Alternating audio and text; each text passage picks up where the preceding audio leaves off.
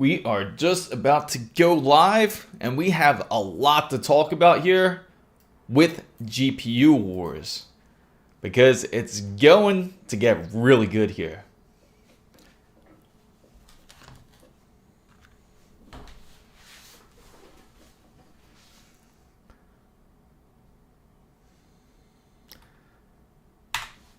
What's up, everybody? This is Mizo here. What's up, everybody? This is Mizo here. I am here to talk about PC and tech. As if you know, what's going on here is with the whole GPU wars. We have the RX 9060 XT that is going to be soon released, and there is NVIDIA's RTX 5060 and the 5060 Ti. You might be wondering exactly which one is the better one to get. They're going to be both different when it comes to MSRP pricing. It's going to be different in performance-wise, but we do have an idea of what the RX 9060 and the 9060 XT can really provide. Now, if you have any questions on this topic, especially if you're doing any type of PC build, feel free to ask. I do talk to the chat, so if you're wondering about that, I certainly will answer your questions, especially if you're trying to get your PC build up and running, or maybe you're just trying to do an upgrade. But with the 9060 and the 9060 XT, we have a pretty decent idea of what the price is going to be.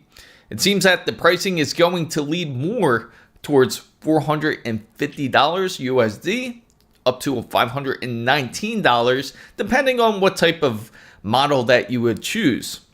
Of course, you have XFX, you have Sapphire, and you have quite a few brands that you can really select from. And the speeds with the boost clocks can go up as high as 3,300 megahertz. So it's pretty incredible in speed from what we're seeing by the leaks. And this was actually leaked out by Amazon by accident. Luckily, I found this article right over by, I believe it was Video Cards that had pushed it out. But if you are interested in getting that card, that is the ideal price range for it currently. Now for the 5060 or the 5060 Ti, it seems that that is going to be a whole different type of price range where you have up to $300, and they do have the 5060 Ti where it is as high as about close to $400. So it is a bit cheaper, but really, how does it compare via specifications? So with the Computex that's coming around pretty soon, within about, I'd say a little bit over a week, once Computex is out, we'll know a lot more about the product, but we can get a pretty decent idea of how the specifications are going to compare with each other here. Now, I'm going to pull up some specs here just to give you an idea of how it's going to be. More than likely, they're both going to run on a 128-bit bus. Of course, they have both the different bandwidths, which is one is G7, the other is going to be G6. So you're probably wondering, why is the AMD RX 9060 XT a little bit more costly compared to the NVIDIA's 90? Now the naming has me all mixed up here. The 5060 and the 5060 Ti, how come it's a little bit more than AMD's? Well, not more than AMD's, actually vice versa. It's going to be more than NVIDIA's. What's the cause behind it? And more than likely, it has to do with the speeds on the cards. So if you take a look here,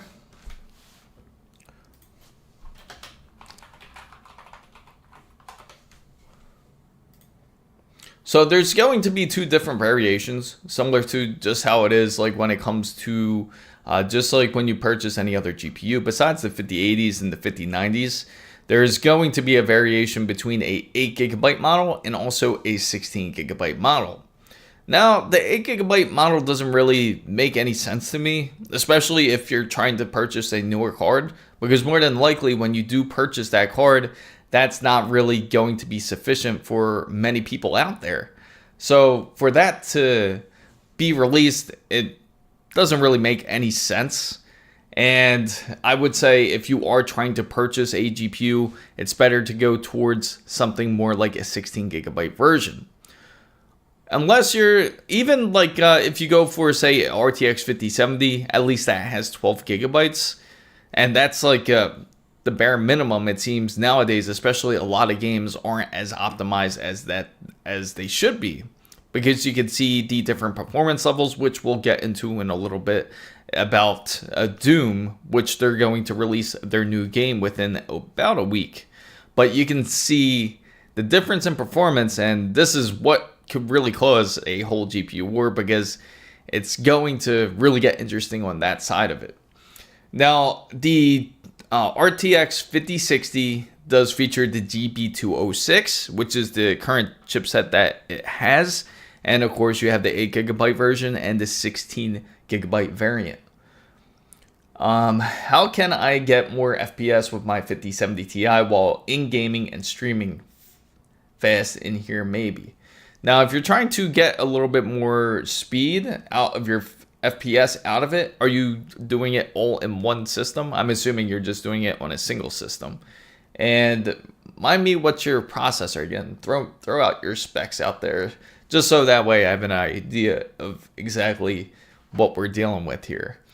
But I do remember you coming in before yet, and I can definitely help you out with that. More than likely, when it comes to streaming, on the streaming side, you're going to have like a little bit of a decent processor, so that can make a difference. Because your stream's going to run more off your processor than your GPU. Your GPU is going to work too, because it's doing the encoding aspect of it. And also, let me know how much RAM you have too, because that's also good to have, especially if you're going to be using one system to do everything. So i7 11 gen. Okay, so you got the 11700KF. So if you even simply just like upgrade it to like the 11900, if you choose to stay on the same system, I would just go to the 11900KF. You would see quite the difference, because you're going to have more processing cores. And because of that, that will certainly help you out there. What's up, Sanchez? Good to see you. So I would certainly help you. I would say go 11900K or 11900KF and 32 gigabytes. 32 gigabytes should be sufficient, depending on what type of game that you're playing. And as you're streaming, it's probably a good idea to push it up some. You could even get the 48 gigabyte kits. Currently on, for example, just like the build that I have just right behind me, I have a 48 gigabyte kit. But since you're on the DDR4, it's probably better to go 64, because they don't really have the 48 gigabyte kits as they used to. Will you be playing Dune Awakening? I have to check that out, Sanchez. I got to check it out. I got to take a look at that game. It seems like it's going to be good. What I was really excited for is Doom Dark Ages. And that's something I actually want to bring up to everybody too, because the numbers are quite interesting for those, especially who do want to get something like Doom Dark Ages for PC. And for those who are looking for a new GPU, this is a great topic to actually bring up, because it gives you an idea of where, like, Bethesda Studios, the one that is dealing with Doom Dark Ages, isn't really optimizing the games as they should. It's almost like they decided to throw a 4090 and optimize out of it, and that was it. And it seems like every other system that they dealt with, it was kind of like, we'll see what happens, or just drop the settings and it'll be fine. Because I'll pull up those benchmarks here, and some of them might actually impress you, and some of them might really disappoint you, because the numbers are really quite interesting here. And I'm going to pull them up here.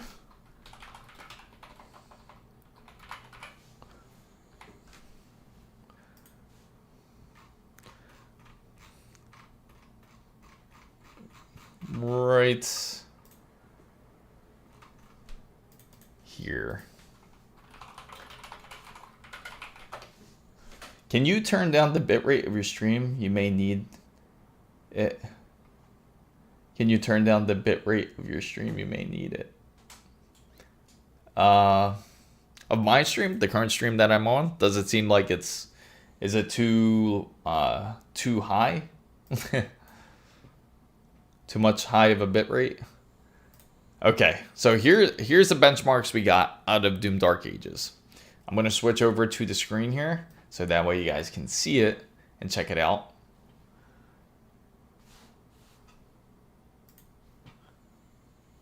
Take a look at these numbers here.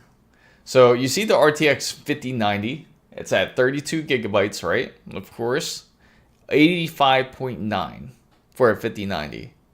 It's a bit ridiculous. For the RTX 4090, 24 gigabytes, it has up to 64.6 frames on it. And then for the RTX 5080, you get about 55. RTX 4080, you get 53. And then from where everything else ranges, you got 49, 49. So you can't even get 100. You can't even get 100 frames off of Doom Dark Ages. This is all on ultra settings. Again, this is all in 4K as well. So if you are gaming in 4K, that gives you an indication of just how bad the optimization is when it comes to Doom Dark Ages. This is just an indicator. And here's another one here, which shows that NVIDIA GeForce, again, this is going to be on a 1440p. And this is just a this is actually off of DLSS and off of XESS. So this is just a simple, kind of like a 2K resolution, 2.5K resolution display. So this usually will apply to ultrawides. Well, sort of ultrawides, but this is more or so like a kind of like just the typical widescreen monitor where it's a bit higher resolution than 1080p. But anyway, the RTX 5090 could push 145 on that. Now, when it goes to the 4090, 136, 9070 now tops it. 9070 XT at 113.5, and then it goes 4080 Super, then 5080. So that just tells you right there that I wasn't kidding about the Radeon's RX 9070 XT. It certainly can do exactly what you need it to do during gaming. So don't really look down on AMD's GPUs, because they have been excellent for 2025, and I have been constantly recommending them.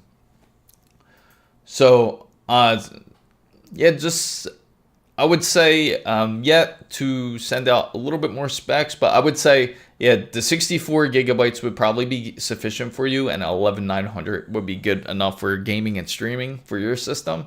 You would see a big improvement there. Just make sure the latency is a bit lower, so that way you give yourself some cap, especially when it comes to when you go into some gaming. You want to make sure to have that that space in there. But for Sanchez, he says, have you downloaded the new Adrenaline drivers? I lost my audio. I haven't quite downloaded them yet. I'm planning to. I actually got my setup here right now, and I'll turn it on and I'll go update it actually and see what happens.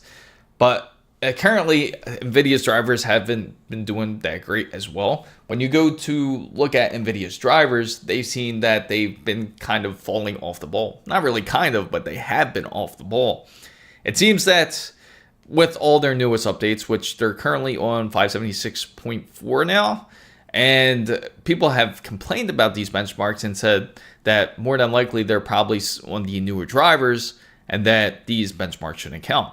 But don't you feel that's a little bit ridiculous, especially that you have supposedly a very good card, and because you're gaming on a new driver that you're in the wrong? It should never be that way. NVIDIA should really be the ones that comes out with the decent drivers and actually works for the different games where they're actually optimized. But currently, even I'm still on a older driver. I'm on 572 still back in March, because it will not be compatible when it goes into games such as Monster Hunter Wilds if I download any of the newer drivers, anything that's newer from March. But AMD seems like they have been doing an excellent job. I'm curious about the new Adrenaline drivers now. I haven't seen that issue yet, but I will definitely download it in. Currently, I've been working pretty hard on this RTX 4090 and RTX 5090 video to get a decent idea of where they both lie in power. And the results will be pretty interesting. I just got done doing some of the After Effects stuff, so we have a decent graph to get a good indication of what it looks like. And you'll have a good idea of if it's really worth updating from a 4090 to 5090. And some of you may already have a conclusion for that, but I wanted to really push this out as it's a little bit more later in the months and it's not a brand new card. Of course, when you have a brand new card, there's always going to be trial and error because, again, it's a new card. More than likely, the drivers may not be compatible, and unfortunately, they're still not compatible. And you might run into different issues later down the road. And so far, it seems like everything has been working well with the 5090, but there are also some issues that I would like to tell everybody out there too if you do decide to go 5090. But the good news is that if you're looking for a new stock supply and that you want to purchase a RTX 5090, they are certainly on their way. They have been excellent. When it's coming to resupply, just all day Friday, yesterday, it seems like there's just been constant updates of them getting from MSI, from Zotac, from ASUS. They're just getting constant supply now for these RTX 5090s. So it's a lot more realistic to be able to get your hands on one. Now the 5070s and 5080s, you should be able to get your hands on those pretty easily. AMD's still a little bit tough, and unfortunately AMD also had announced that the RX 9070s and the 9070s XTs, they're going to be holding the price for at least a couple months, and we won't see any changes in prices because of that. There is also going to be a final price for Finland, which I would like to share for those in Finland and curious about getting a GPU there. Let me just pull that up for you because I want to give you the most accurate pricing here from what I see. But again, you can feel free to ask questions anytime during the stream and I'll make sure to answer them. I could always talk about the topic a little bit more later if you have any dire questions, especially when it comes to your PC build or if you're running into some issues. So for Finland, it looks like it's as high as 2,455 euros for a RTX 5090. So it's a bit high there. And unfortunately, it doesn't seem that it's going to be that great of pricing. And of course, the US pricing now, when it comes to the GPU, is now around $2,949, and that's for the Ventus. And for the 3-time overclock Ventus, it's also $2,999, which is practically $3,000 at that point. And unfortunately for places like in China, they're not able to even get their hands, or they shouldn't have their hands on a RTX 5090 as the 5090D because of the current issues that they are dealing with. So I do see that there is news about it. I just see what you're talking about too, Sanchez, about the Fidelity FX SDK with the FSR 3.14 released. What's up, Alex? Good to see you in here. I know you're busy at work, but keep making that bread. You'll be able to get whatever PC build that you want to get done, especially if you're trying to get a PC build. And so it looks like there's a few updated effects here. It says that it's with reduced upscaler ghosting. So they tried to get rid of that and update it to Brixler, GI, and breadcrumbs. Oh, okay. Awesome. Hopefully you have a decent break.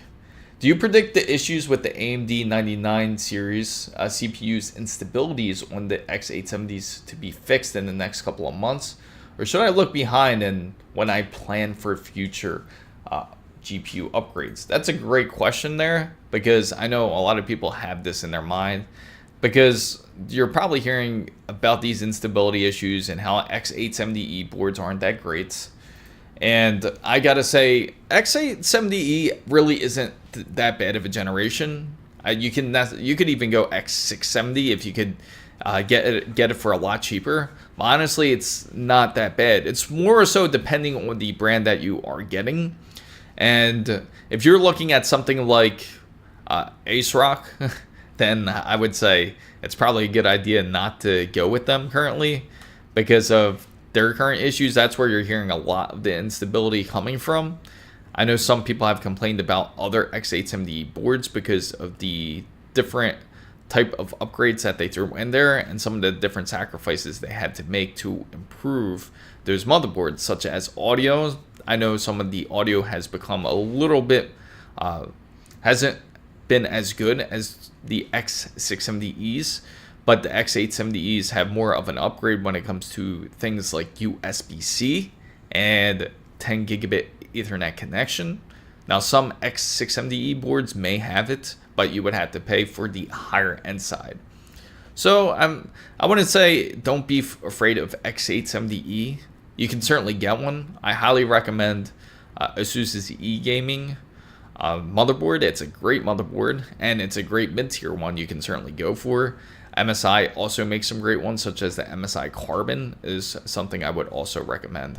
Great motherboard too. Gigabyte also makes decent ones, such as the AORUS Master or AORUS Extreme if you want to spend a little bit more, but just don't get ASRock, because ASRock is the one that has the different issues where you're hearing these 9800 X3Ds frying, and their explanation practically makes no sense for it. They're saying that there's dust on the AM5 socket and that has to be cleared out before you install the processor, but there should never be dust on it anyway. So no cars. I'm saving up for go for it, Alex. Frozen says, I'm currently running an X870. So you are running into, I'm sorry to hear that, but only an 7600 and there seems no issues.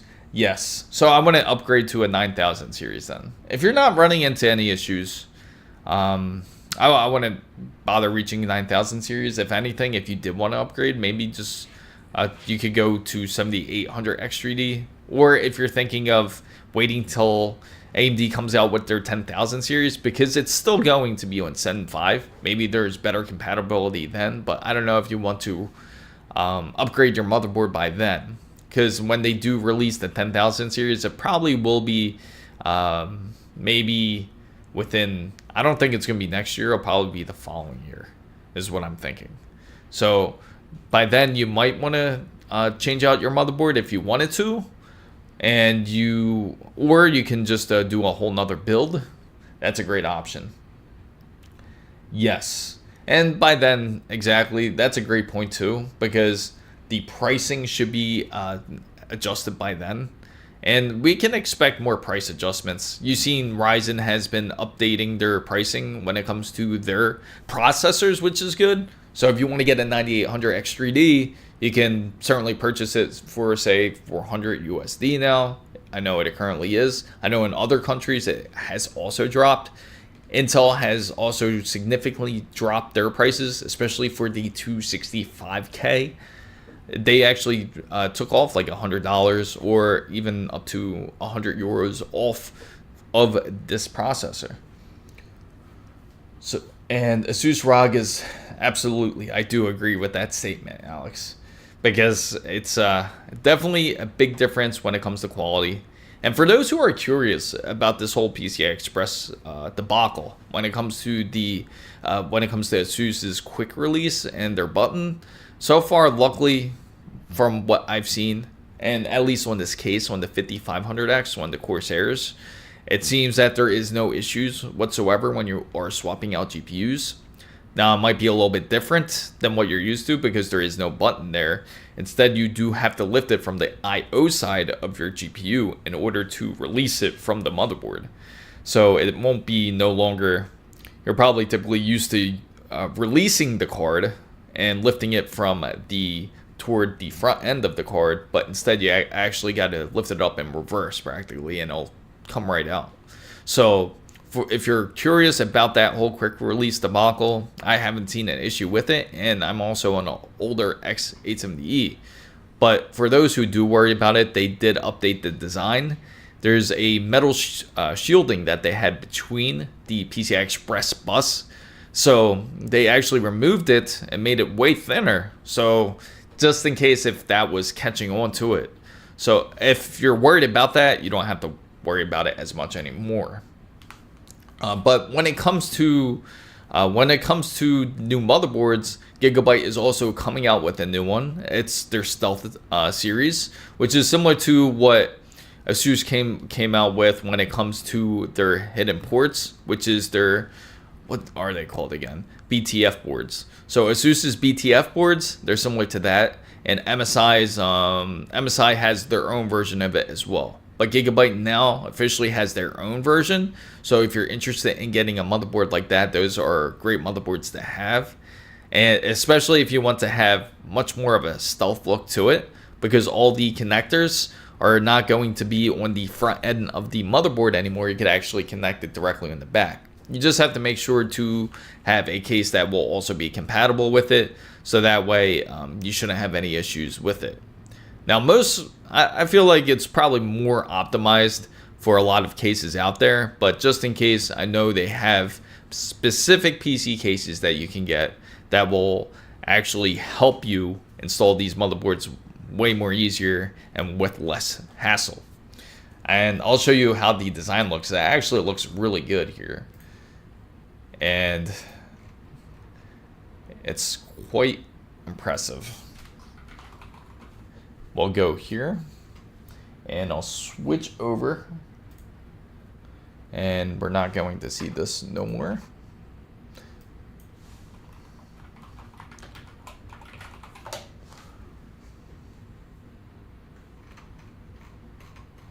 And here it is.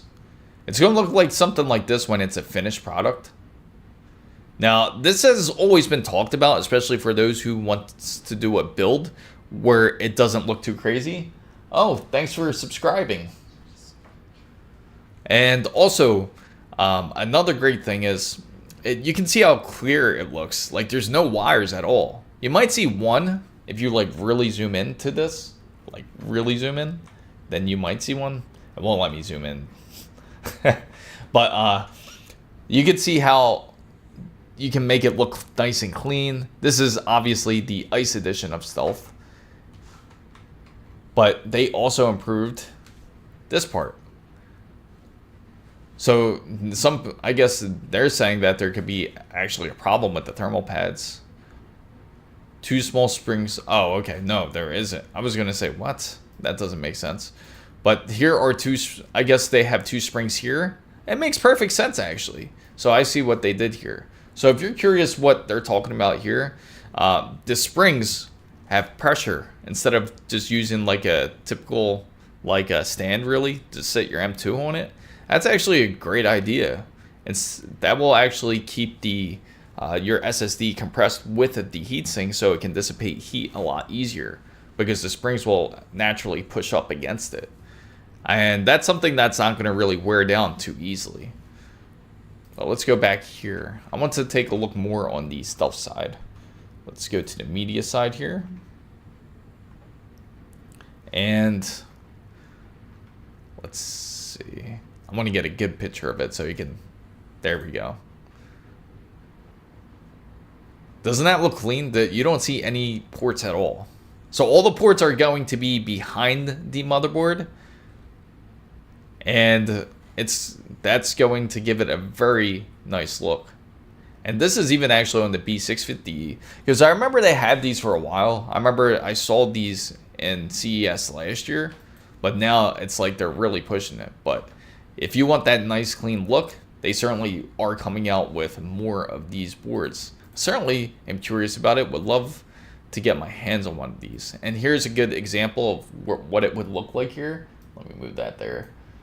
That's a good example of how the connections will look like, and that's why I recommended making sure that you have a case that's compatible with it, because you don't want to end up getting a PC case and then you end up finding out that you can't access the connectors, because once you mount the motherboard, some cases you won't be able to reach some of these connections. Now, they even have the SATA ports behind, which is pretty dope actually. They have the SATA ports, they have everything that's everything that you mostly need behind here. Even the fan connections are up here. So it's a great design, and I'm curious to see how far they go with it. And I gotta ask any of you out there, would you be interested in doing some sort of build when it comes to more of like a stealth series or ASUS's BTF series? I think MSI's is like on the tip of my tongue. I can't remember what MSI's is called, but they have their own name for their, oh, the MSI Zero. That's what they call it, MSI Zero. I couldn't think of it. Which one would you guys would like to see? What type of build? Would you want to see an ASUS BTF board, or would you want to see Gigabyte's AORUS, like a Gigabyte AORUS board where it has the Stealth Edition, or you want to see more of like MSI's Zero? Let me know. Put one for ASUS, and I'll throw this into this live as a constant, kind of like a constant poll. So ASUS BTF, we have Gigabyte Stealth, which is 2, and MSI's Zero, which is 3.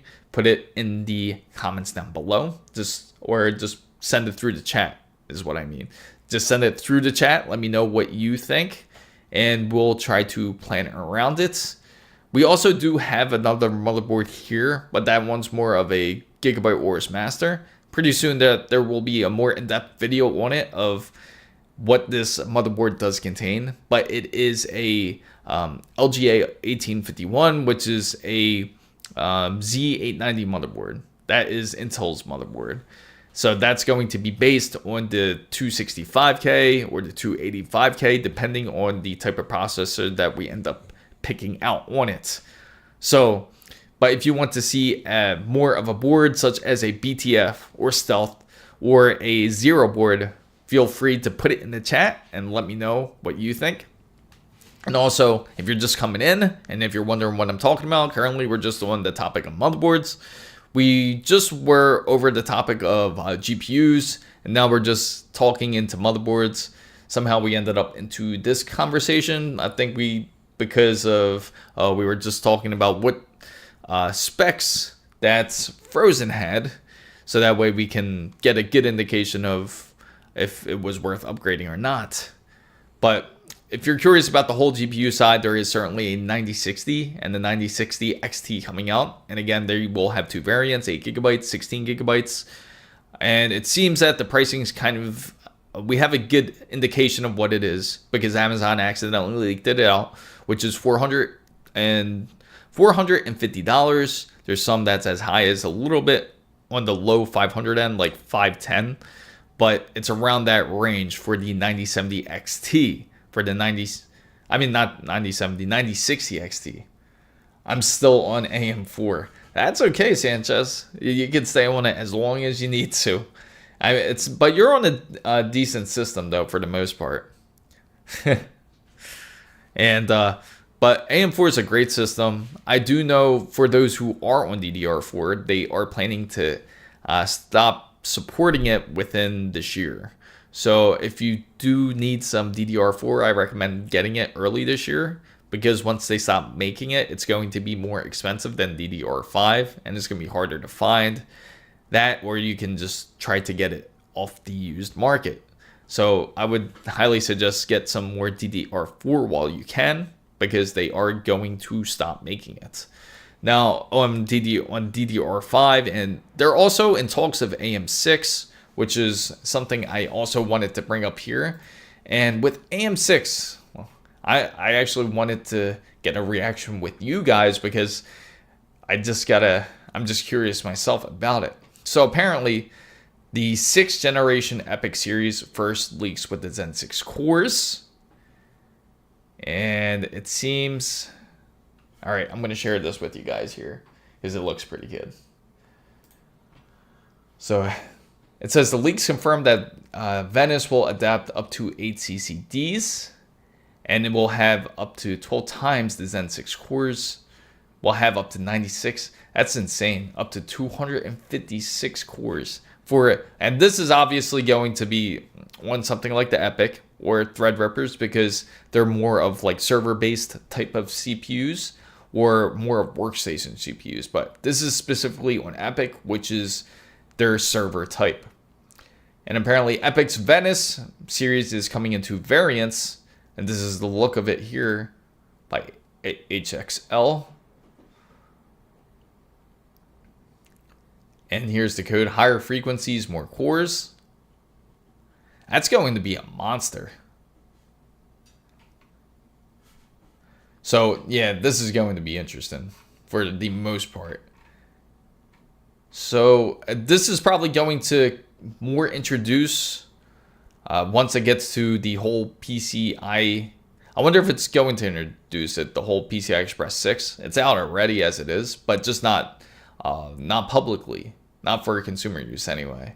But they have PCI Express 6, and I don't know about like if they're going to push out DDR6 around that same time, or maybe another variant of DDR5. But again, this is what we can expect. And more than likely, we can see a lot more that's going to come up during the whole CES here. Because CES will certainly, not CES, Computex will certainly bring up a lot of information. Because AMD says that they're very focused on the gaming aspect during Computex.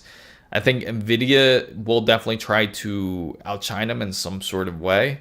I know a lot of the companies there, like ASUS and Gigabyte, they're all going to be there, and I'm sure they're all going to come out with some amazing products.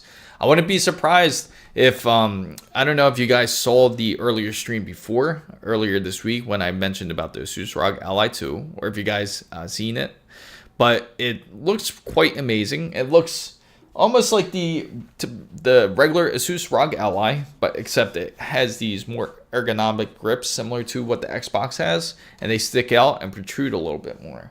So I don't know if it's going to affect portability at all, but it's supposed to have the new Z2 Extreme processor in there, so it's a whole generation ahead of the current Ally and the Ally X. And it's also going to have a Xbox guide button on that specific version, as they will have a alternative version without the Xbox guide button, but it's going to be running a different processor, which is not going to be as good as the Z2 Extreme. So if you do want to get the better Ally, you want to get the one where it does have the Xbox guide. So what I'm really curious about is if Microsoft is currently working on some sort of system where they'll have like an Xbox version of Windows practically. Almost like a strictly gaming OS, similar to like Stream OS, but for Windows. And that's something I posted to them, and I told them about this. Like, it would be a great idea, because especially for those who don't want to use their PC for any type of work related use, or you have no use for anything else other than gaming for the PC. And that would be great, because then it would be well optimized for those who just wants to use their PC for gaming, and definitely would run into a whole lot less issues and different type of conflicts that you could run into just running a standard Windows OS. Now, this is just a standard idea. It'd be great to just have maybe like the browser, have your games on there, have a basic input, a basic word pad in there would be great as well. But hopefully they do come out with something like that, because I think that would be useful, and I think it would certainly draw a lot more people into PC gaming on that side, besides the pricing, because the pricing again is the insane part of everything that is going on right now, especially when it comes to the PC side. So if you are looking to build a PC, you certainly still can do it. I'm not saying it's impossible. In fact, we built this PC for less than $2,000, which was the RX 9070 XT build. And we ended up throwing a 9600X. So something similar to Tiny 11. Yes, something similar to that. Yes. So what Tiny 11 is, I'll share it with everybody out here. It's like, I want to show what it looks like. It's practically like Windows, but again, it's minimal. There's also something I want to send out to everybody out there that's interested, and you can actually pick it up off of something like a GitHub. And I'll share this video, actually. I'll make a video on it. So that way it's a lot easier so you can understand it. It's going to be very quick. But you can remove all the extra bloat that you have on Windows that you don't really use. Like all the different stuff like Microsoft Paint or, all the useless apps that they give you. Microsoft Teams, OneDrive, all the stuff you don't want. It will remove all that extra bloat that you have on your system and make it more minimal. That's practically what Tiny 11 is, but it's a much more, it's just you install it that way instead of putting in a prompt for it to remove any of those extra apps. So I'll make sure to make a video on this, and maybe I'll show 2 different variants. I'll show something like Tiny 11, which is a great one that Frozen actually brought up, and also I'll bring up that different command prompt that you could put in there, and you can choose to remove all the extra bloat if you don't feel like starting fresh, starting a fresh version of Windows practically. So those are 2 options you can do, especially if you are going to be using your PC like more for a gaming rig, or maybe you're going to be using it more for some sort of production use, which is completely understandable, or creator use where you just need to have a clean system. So those are 2 great implementations that you can take advantage of. And going back onto the topic of the the GPUs, just in case for anybody out there that is just coming in and they're probably like, oh, he's not talking about GPUs, he's talking about OS. Well, what I was saying about the GPU side real quick was about the RTX 5060 and the 5060 Ti. There is going to be a price difference between the AMD RX 9060, and the 2 differences are that the NVIDIA card is actually a little bit cheaper. But again, the performance is going to be quite different. You're going to have G7 on 5060 and 5060 Ti versus G6, which is going to be on the 9060. And on top of it, the VRAM is going to be quite similar to where it's going to be 2 variants where it's 8 gigabytes up to 16 gigabytes. The boost clocks are going to be different, and the bus interference is also going to be quite different between the 2. Now for the GB206, it should be around 128-bit. I think it should be practically the same when it comes to the 9060 XT and the 9060. But again, they're 2 different memory bandwidths. So one's going to be running around 19, and the other one will be running close to 30. So it's going to be a little bit quicker, the 5060 certainly. But the clock speeds will also make a difference too, as it's rumored that the 9060 and the 9060 Ti can go up as high as 3.3 gigahertz, which is pretty insane compared to NVIDIA's, where it goes up to, what is it? Let me look. I can't remember NVIDIA's. I think it is 2.5. It's 2.5 gigahertz for NVIDIA's. So if you're choosing between the 2, it seems like the 5060 is the better option. Now you also have to compare the 2 options when it comes to drivers. Currently, NVIDIA's drivers have been just straight terrible. They have not been great. And if you choose to get NVIDIA card, just stay on the March update for those who have the 50 series. Anybody who has the 40 and 30 series might be okay with the newer drivers, but I can tell you for certain that if you had the 50 series, it's better to stay on March's update, which was the 572 driver from NVIDIA. Now for AMD, I'm really curious. Actually, someone just brought that up too, that they have a new Adrenaline driver. I would love to download it and check it out and see if I'm getting any type of sound issues, because apparently he's getting some sound issues out of it. And they have ran some tests, especially like on newer games, if you're curious about, such as Doom's Dark Ages, which is pretty insane, that it can only run a maximum of up to 85 frames in 4K, even on the RTX 5090. And believe it or not, the third GPU that's in the list, not when it comes to 4K, but when it comes to 1440, is the RX 9070 XT. So if you're worried about purchasing a cheaper GPU, it certainly can perform and do the task that you would love it to do, because you'll spend well under $1,000 for this GPU and you'll still be able to play all the games that you enjoy, versus getting a $3,000 card, or you could build a whole PC practically with that. In fact, you could build a PC and get a OLED monitor with that type of money. So that's what I would suggest, especially for those who are just getting into the whole PC side and you want to get into PC gaming. I would say go with the RX 9070 XT, especially for this year. Definitely, I gotta say it's one of my favorites for this year out of all the GPUs that I've seen. When it comes to now, I'll make a whole list, of course, later in the year to see if there's any adjustments or changes. But more than likely, it seems that RX 9070 XT has to take it for this year. I don't really see anything else coming out unless AMD surprises us on the gaming side and they decide to come out with the 9080 XT. That would be amazing.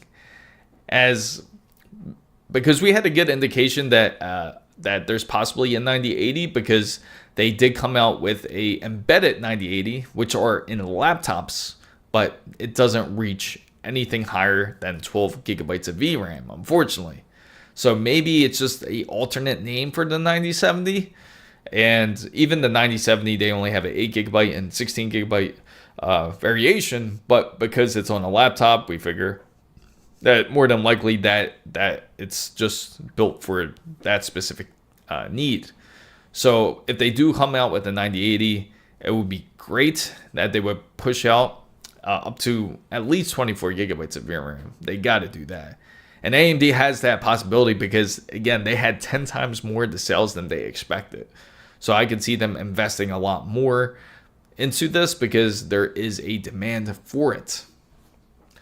So, what's up, Joe? Joe Banana? I didn't see you over there. Apologize. It's kind of weird because I have two different chats up here. Unity and Christ, hi there. Looking at getting a 9070 XT over the 5070 Ti. I agree. Good choice. Smart man. Yeah, I would go with the 9070 XT for certain as well. That's a great choice because, again, like when I've just seeing it and working with the 9070 XT has been impressive. Now, every other card, they're going to be impressive as well. But just the fact that the value and the value that you get out of the 9070 XT is unbeatable. You get some great performance out of it. And it's something that will any demand that you throw at that GPU will not disappoint you. So I would say definitely go 9070 XT. I agree with you. But it's been quite exciting, I gotta say, for this year. And I'm really curious what Computex will bring up, because Computex will certainly bring up a lot of questions when it comes with AMD, because AMD could surprise us with more GPUs. And we do know 9060 XT is going to be there. And I'm just really curious if they have something in the back. Maybe they have some sort of 9080, and then they have two other variants like the XT and then the XTX. But that's something that remains to be seen. And if they do, I am hoping it will be impressive. So may I ask, what type of micro ATX motherboard can handle the Ryzen 7 5700X and a RTX 4060 8GB? That's a great question. Now, there's a lot of great micro ATX boards out there. Now, if you're thinking of a 5700X, I always recommend, now again, I might be biased about that whole side of ASUS being great because they make great ITX boards or micro ATX boards. I would say for AM4, I'll tell you right now, because I think it is the F Gaming. F Gaming is a really good one. I'm trying to give you the F Gaming. It is, I'm looking for it right now for you. They do have the 550M, that's the tough gaming. And if you're trying to run a 4060 on it, we want to make sure that it doesn't split the speed. That's the most important part. And more than likely, it's probably just going to have one PCI Express bus on there anyway, and that's probably going to work.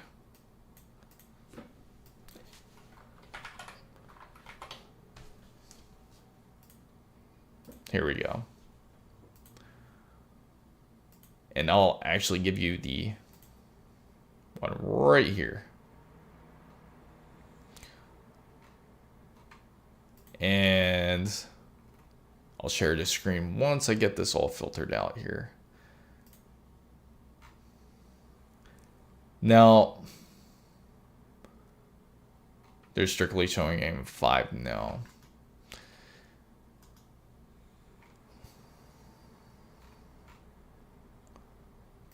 The Prime ones are great, but again, you do have its limitations here. When it comes to Prime, I'll show you.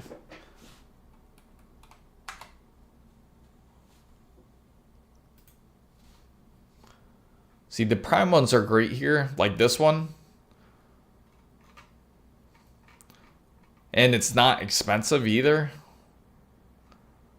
So the most important thing, again, it only has one PCI Express bus, as we kind of got a good idea or a good indication that it's going to have. So these are usually pretty good to go with. And more than likely, you shouldn't have any power loss here when it comes to power. Let me go to the specification side so I can tell you exactly what I mean. So expansion slots here, this is what you want to look for. So depending graphic specifications may vary between CPU types. Now the expansion slots, you can get up to 4 x16, which is great. Now we want to go down to, where's it at? What I always check for is the storage side, just in case, because this is where you could see a possibility of some sort of split in power. But this board actually might be great for you. Something like the Prime B550 then, I would say, would be a good choice then. This might be perfect, and it's not going to be an expensive board. Let's get a good indication of how much it is here. I'm just curious.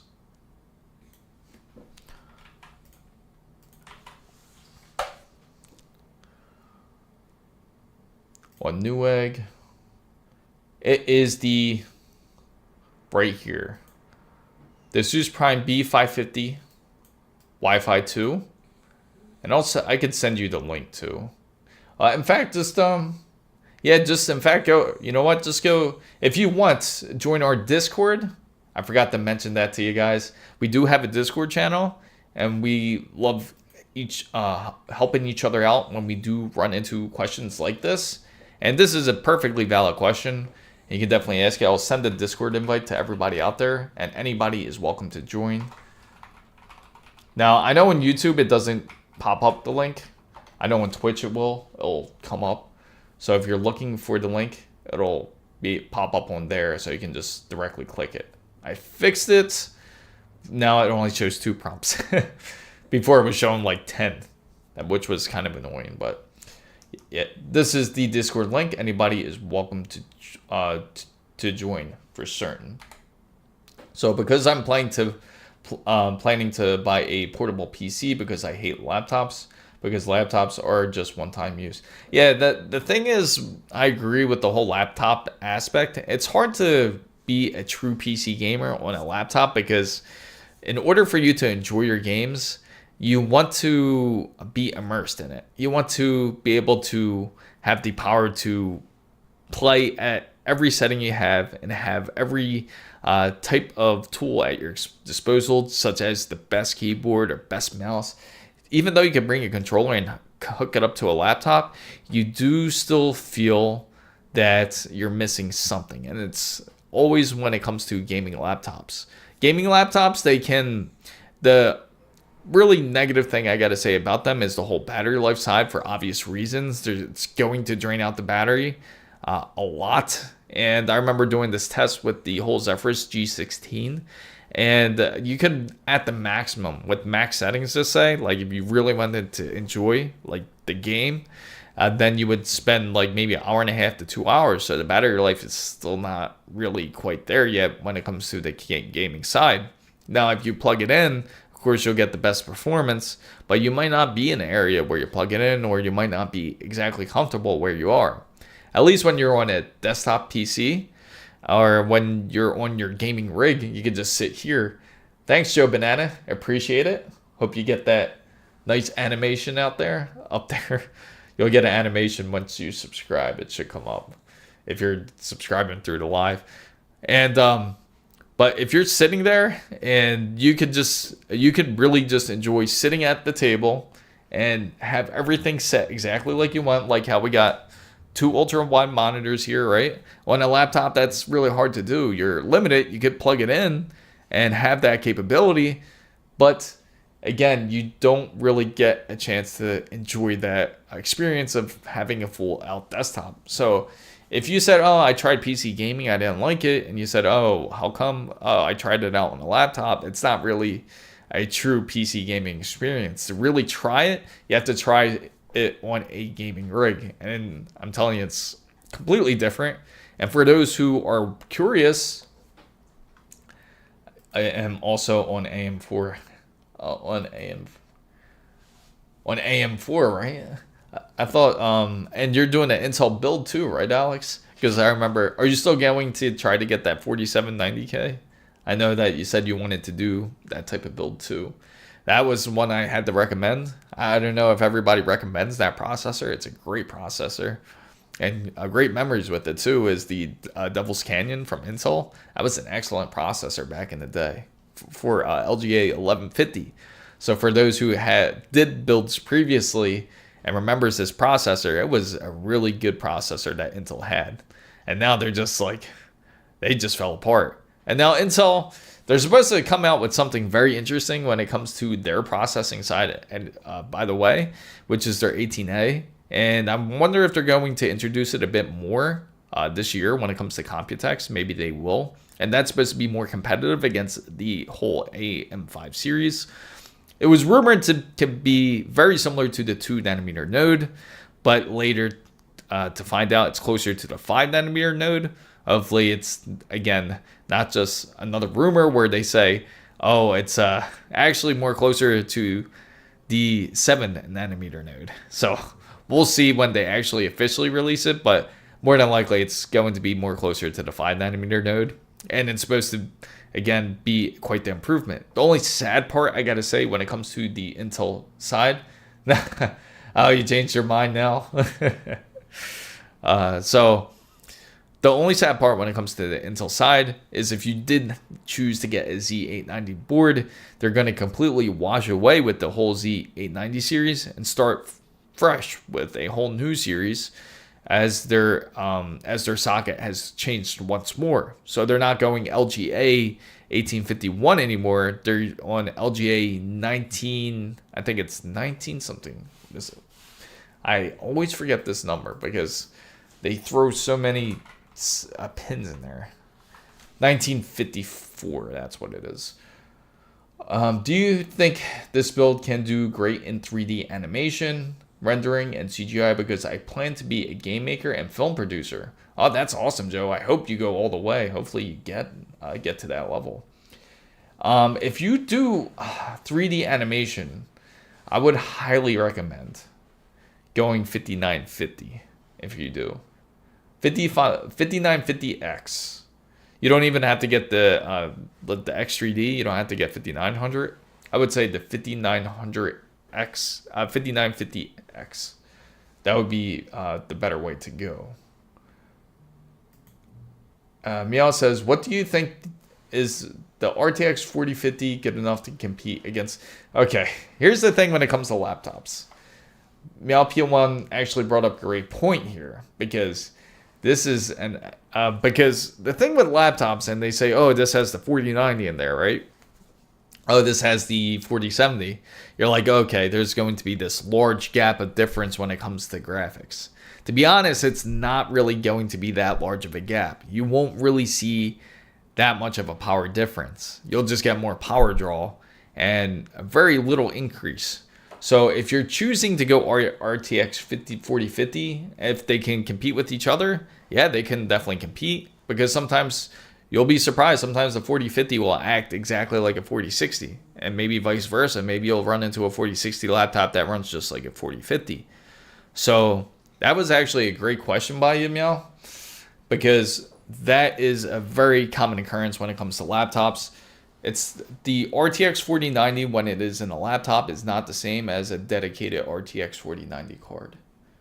Exactly, and that's the exact reason, because of the wattage consumption, because there is a limit to it. It'll actually tell you per watt hour of how much your GPU will actually drain, and that's the issue. So you'll always be bottlenecked by the wattage, and Joe's absolutely right on that one.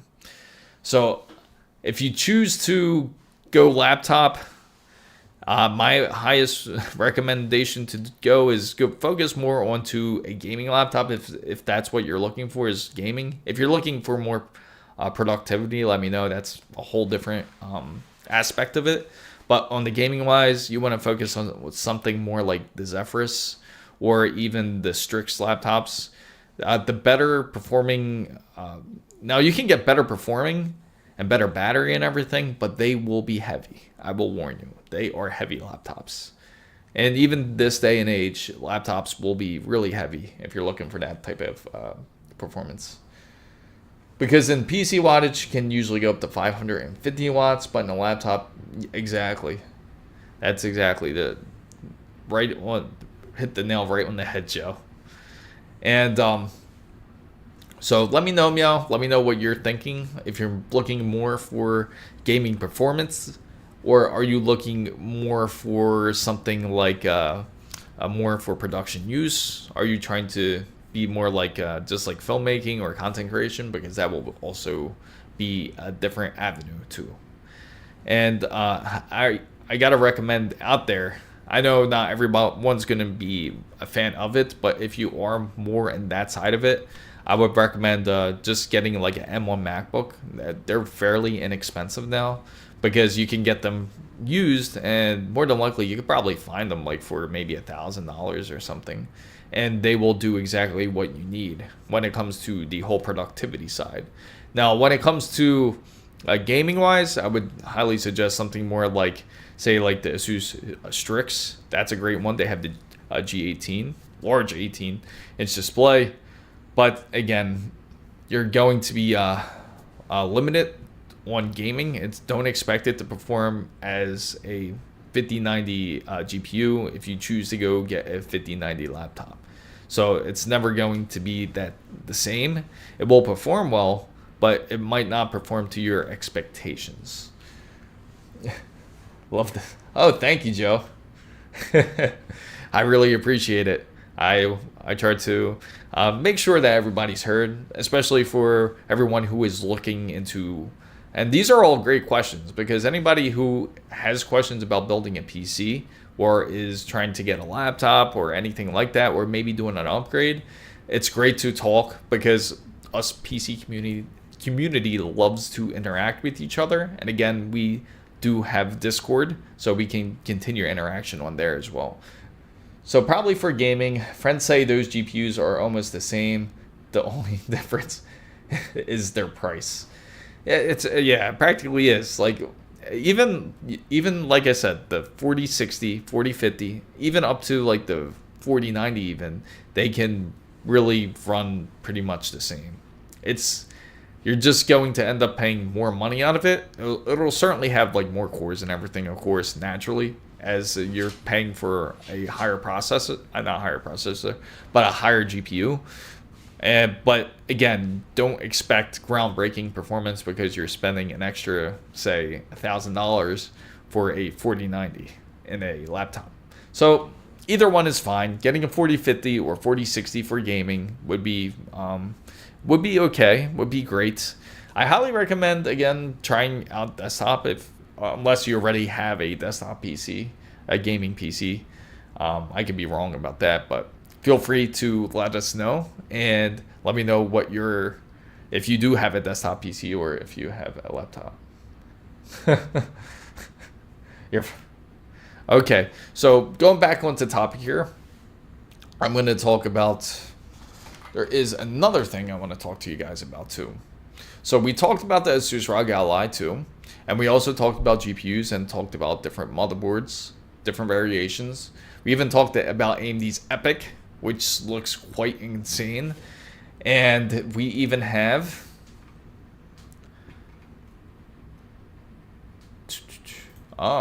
here goes the interest. And here's another rumor here.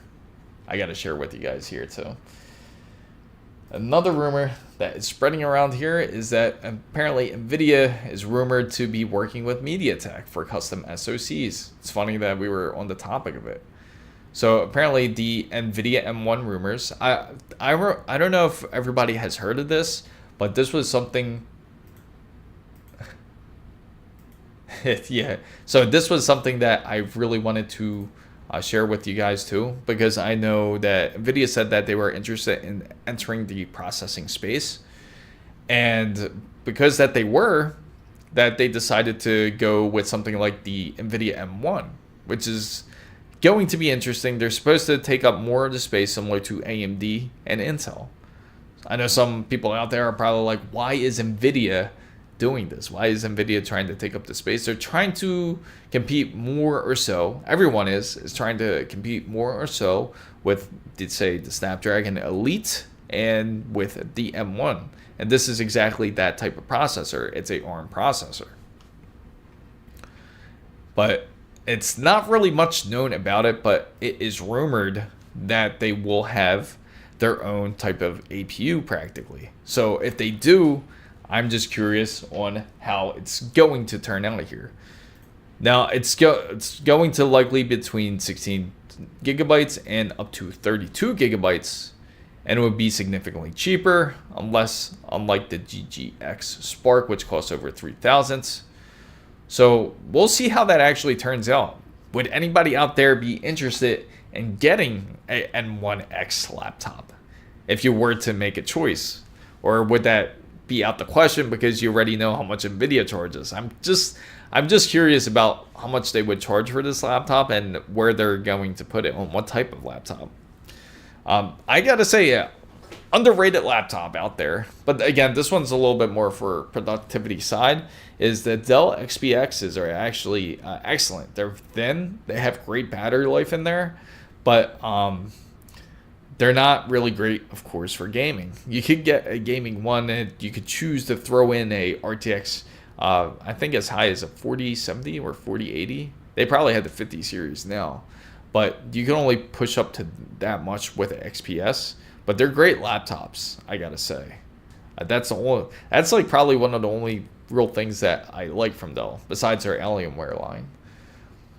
So, do you know Disney and DreamWorks, they use that one for Oh, really? So, bro, what is the AMD Threadripper mainly used for?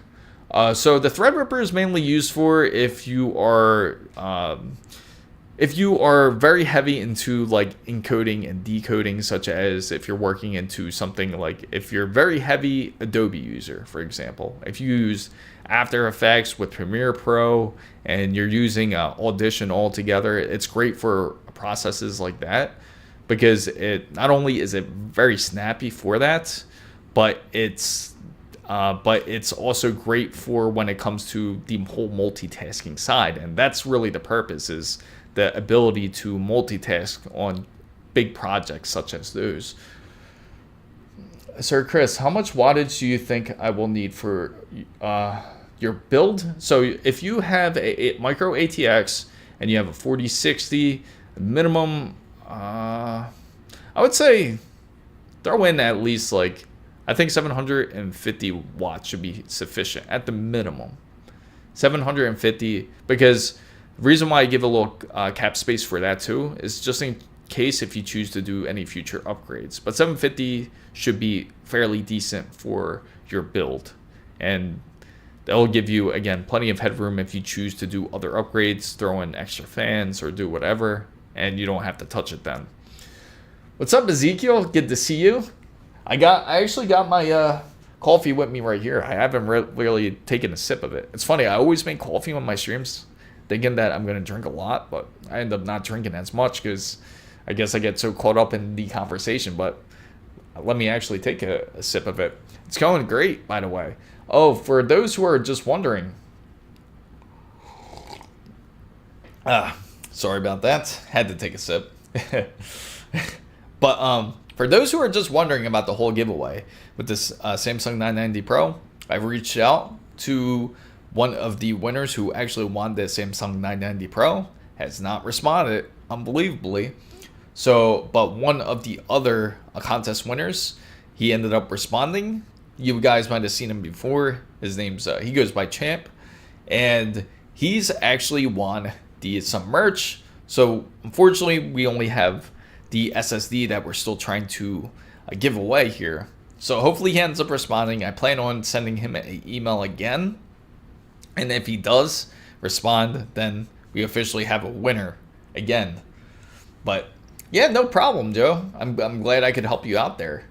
Yeah, that the funny thing is, I have a funny story behind this. This was actually a gift from my neighbor, like when I was living in another state, actually, and he got me this actually for Christmas, which was nice of him.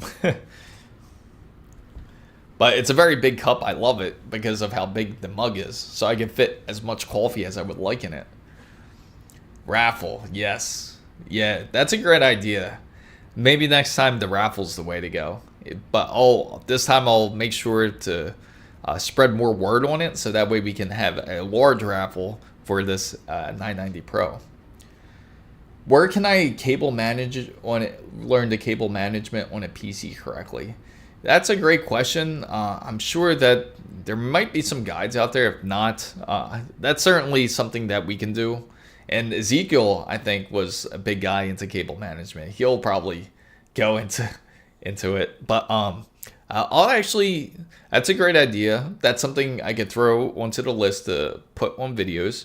Also, we have a Discord channel here. If you have any questions at all, if anybody does, feel free to join. We have great people on there. And now this time I won't spam. But we have great people on there. If you have any questions on cable management, feel free to ask.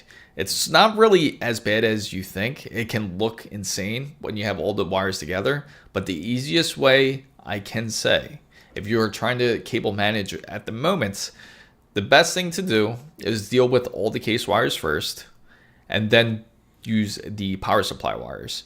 Deal with everything else towards the end of it.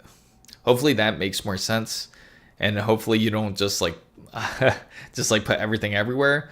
But what I mean by that is try to kind of follow along the corners, really, of your case. Try to follow on the bezels of your case more than anything, and then follow the cable management side of the back of your case. Most PC cases should have some sort of cable strap or some sort of wire management in the back, and you just follow that flow. That's the easiest way to do it for the most part. So if you are trying to cable manage, that's the best way to do it. Do the case wires first, then do the power supply wires next. And you can, what I recommend when you do the power supply wires, you don't have to have your PSU connected to them, of course. The best thing to do is just plug the cables in first, and then you can have the flexibility to move around the cables how you would like it, and then you plug in the PSU at the end. Just make sure, of course, you have the reach for it. If you need alternative cables, they do have them, such as CableMod makes them. Mod DIY also makes great cables, and if you go to them, they will have a bit more flexibility. Now, there's going to be different types depending on your power supply too. It depends on how rigid your cables are. Corsairs can be really rigid, really tough to move, versus Seasonic, where they feel like just rope. They're very easy to move and a lot more flexible.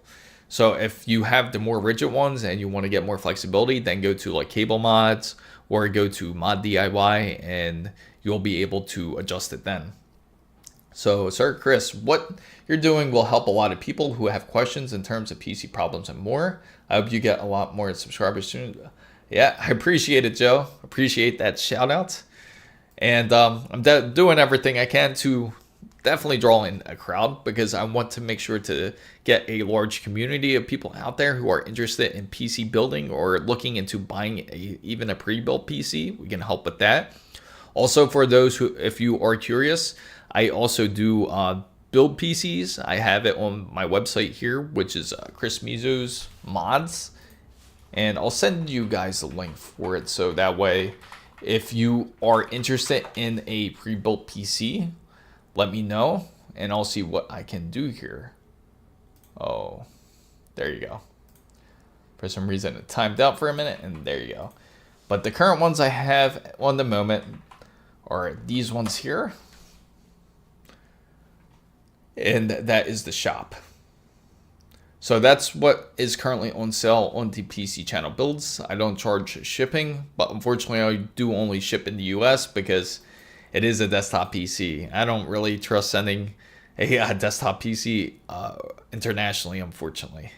So if you are interested in a pre-build, take a look. There is no charge for shipping, and that is just the flat fee.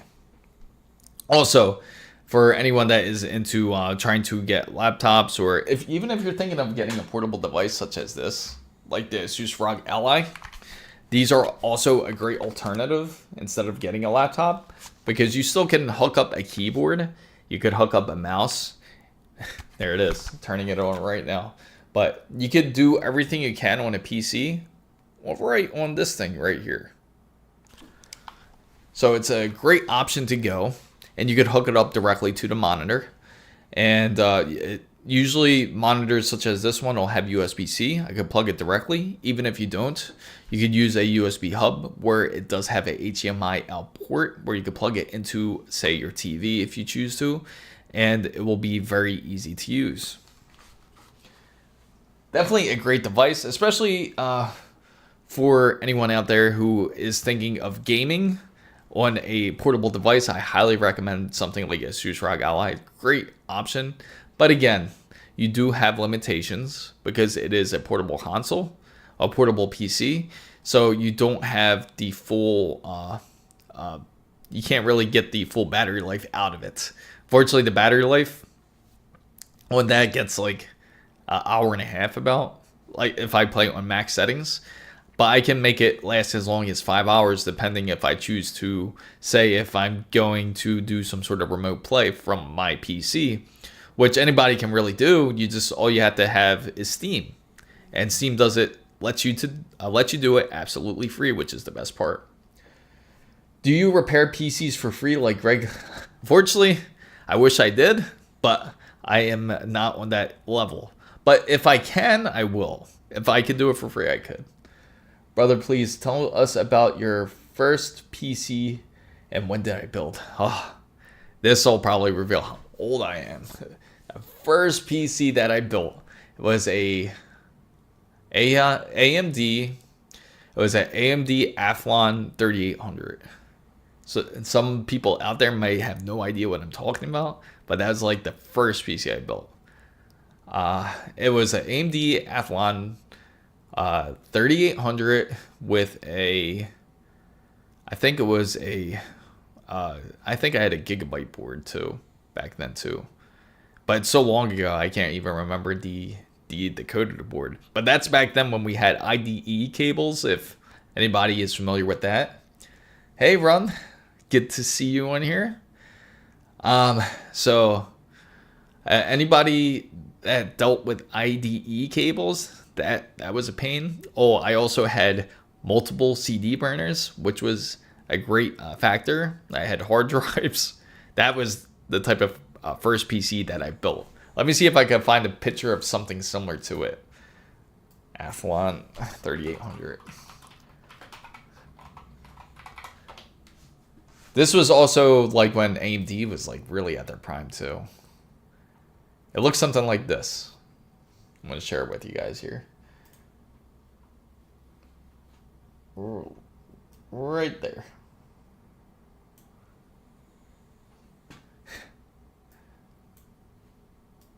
There you go. You guys see it?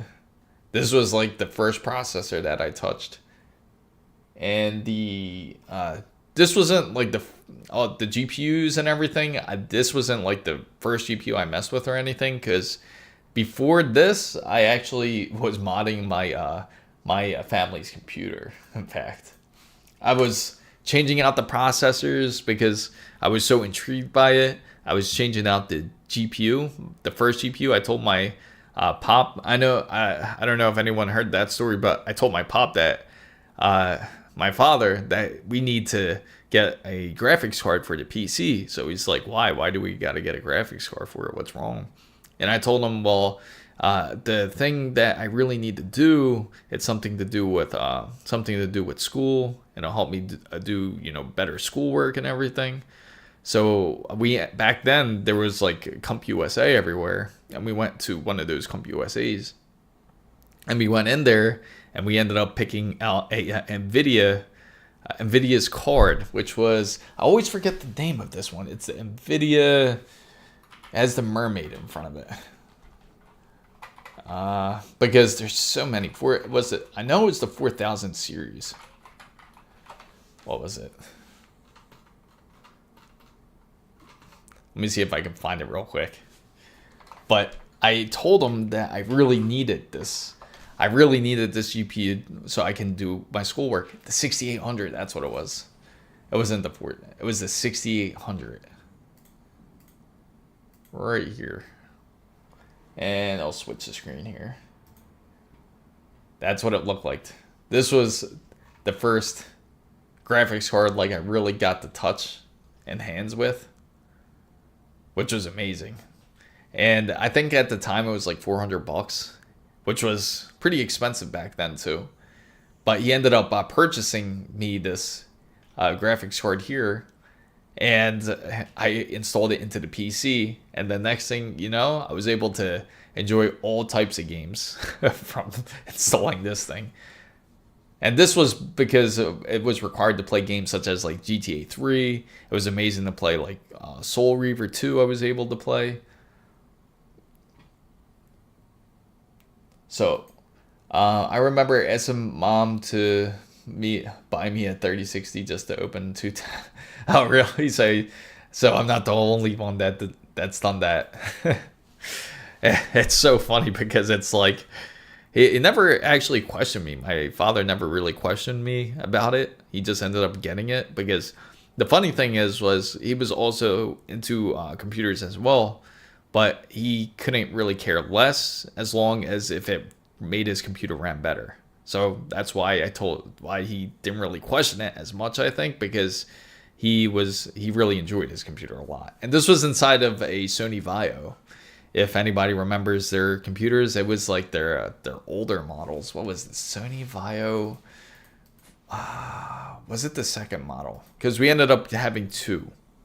We ended up getting, the first one was like an entertainment system, and it was like really expensive at the time. Did it run? Probably not. Probably not. That it would not be able to run Crysis. Wow, they actually still make them. I had no idea that they still made Sony Vaio computers. I thought they were done. That's insane. Let me see. It was this one right here. This is a good picture of it, actually. Oh. Apologize to everyone out there. Here it is. This was it right here. It was like $3,000. And that's it.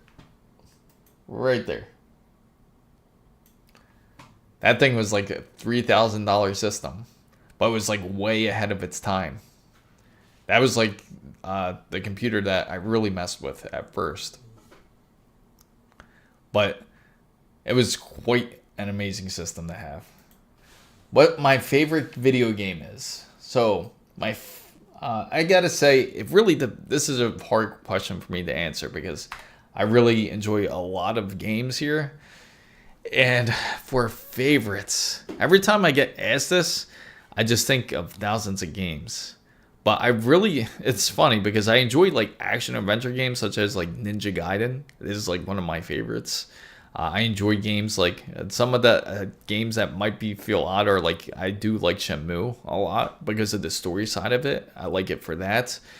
But for favorite games, Cyberpunk's up there too, because originally I didn't like the game, but after it improved, Cyberpunk 2077 is an excellent game. I enjoyed, and for modern games, I gotta say Boulder Gates 3 was really good. I enjoyed that.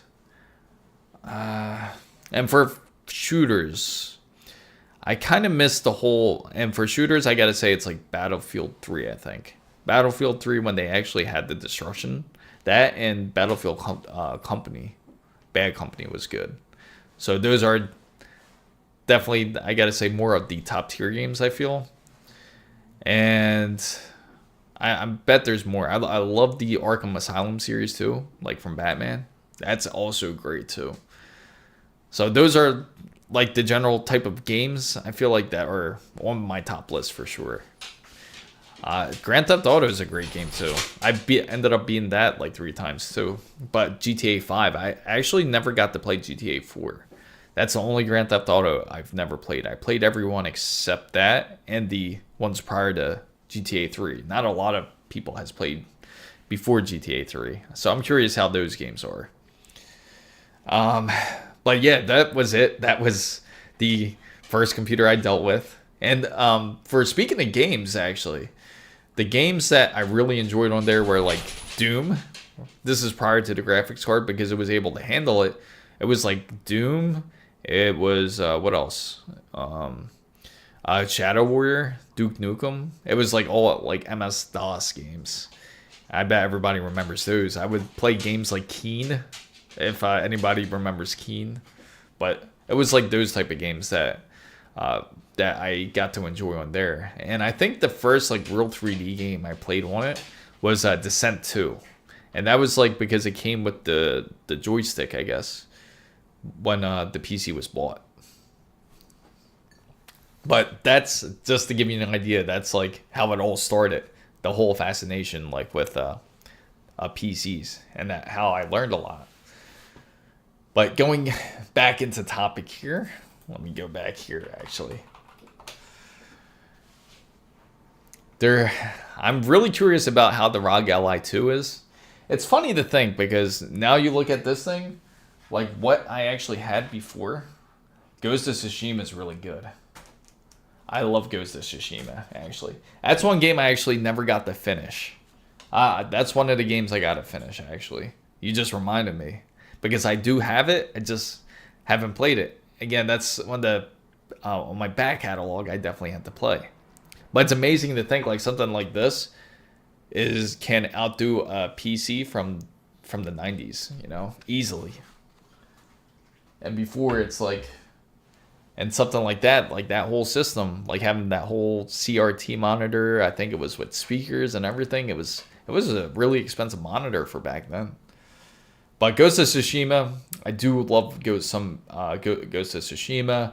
There's another game I haven't played was Rise of the Ronin. Has anyone played that? I heard that's pretty decent too. But some people said that they didn't like it. Some people felt mixed about it. What do you guys think of it?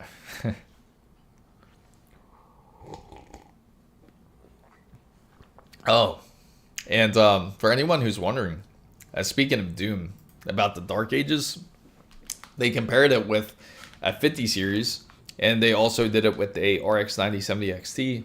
And those two, they're actually, it's the funny thing is it actually it was in third place for the 9070 XT, which is a GPU that's under $1,000 versus the 5090 and the 4090. And but this was for resolution that was 2.5K.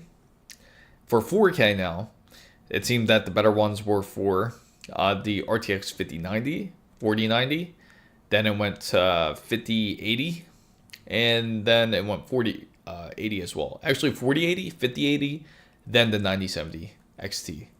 But it was on the top 5.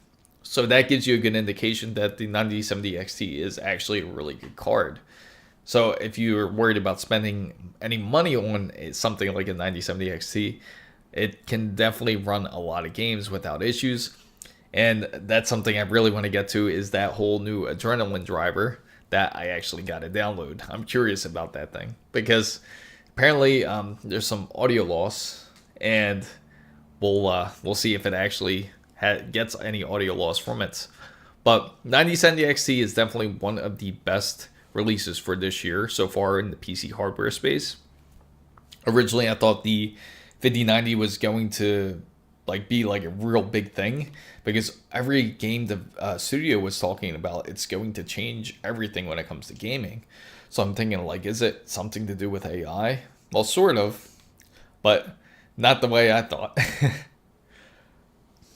What would you do if you were a 16-year-old teenager, no money in the pocket, and incredibly interested in PC gaming? The funny thing is, like, back in those days, I did everything I could to make money. I remember actually when I first started making money, it was like through, I think I was working like construction or something it was like working construction at first, like when I was a kid. But when I was 16, I would try to do any type of job, really, just to make any money so I can build a PC. And that's how I ended up building my first PC, was that. I think I was actually around 16 when I did that too. Or 15, actually. I was even younger. Do I watch anime? I do. In fact, I do watch anime too.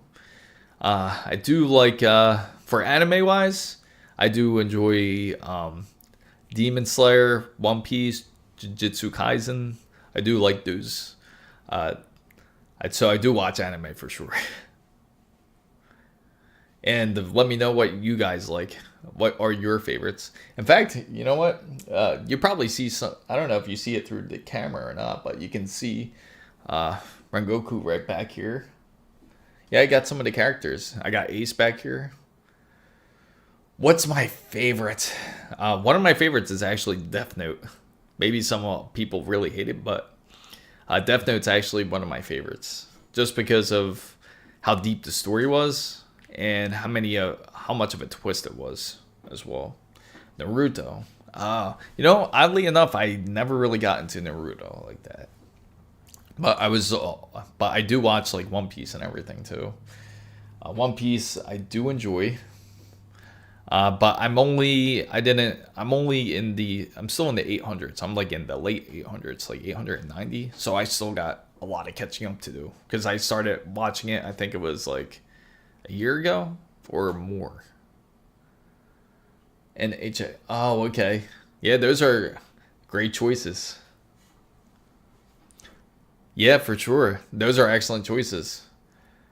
Naruto, I'm really curious about it though, but I don't know if it's like one of those ones that are overrated, but if you guys feel it's overrated, let me know.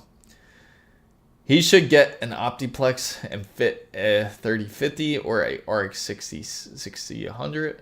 It is an entry point in PC and plays in most games at 1080p.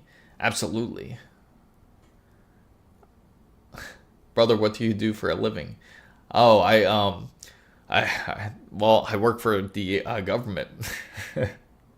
It's funny, I got asked this before. But yeah, I work for the government.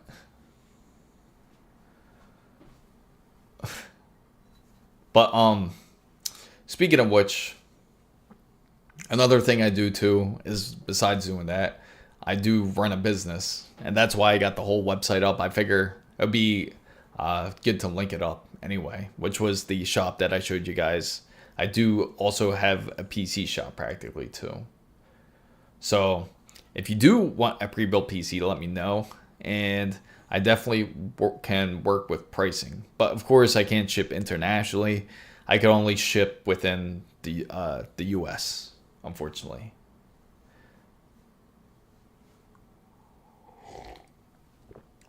But these are all great questions. Keep them coming. Definitely keep them coming. I'm enjoying these questions.